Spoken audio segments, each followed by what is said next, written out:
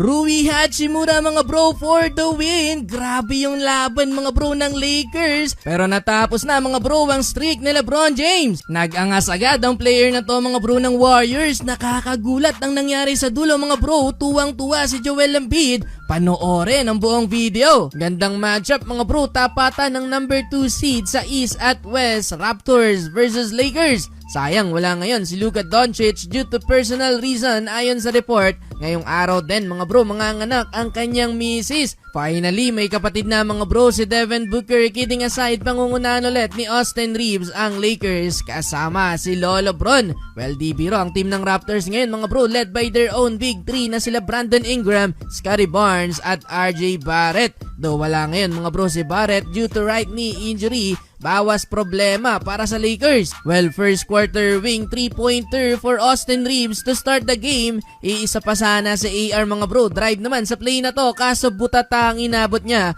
kay Scottie Barnes. DeAndre Ayton para sa pangalawang basket naman ng Lakers. Bawi nga lang ng slam dunk sa kabila si Scottie Barnes. Well, in rhythm ang opensa ni Austin Reeves. Another 3-pointer mga bro para kay AR. Mas maraming touches ngayon mga bro si Reeves dahil wala nga si Luka Doncic. Pero eto, Brandon Ingram, tatlong sunod na basket naman ang pinambawi sa home team. Though kontrolado nga lang ng visiting team ang laban, Austin Reeves na naman alley-oop assist para kay Ayton. Nasundan pa yan ng wing 3-pointer naman ni Rui Hachimura. Di maganda ang unang tira mga bro ni LeBron James. Board lang ang tinamaan. Patay ang butike sa tira ni LBJ. Sayang tong ginawa ni Austin Reeves mga bro. Behind the back, sabay step back. Hindi nga lang naipasok ang 3-pointer. Sa play naman na to, nakatulog sa depensa ang Lakers. Easy dang tuloy para kay Jacoby Walker. Diyan na, Kobe pa. Gumante ng 5-0 run dyan ang Lakers. Tumotal ng 8 points sa first quarter si Austin Reeves. Binigyan din ng minuto ni JJ Redick. Etong si Nick Smith Jr. at nakapagambag ng 2 points. Solid sa bench si Jake LaRavia with 5 points. Umabot sa 9 points mga bro ang biggest lead dyan ng Lakers. Kaso nga lang nagkaroon ng big run sa dulong Raptors. Back-to-back basket para sa rookie na si Boyles.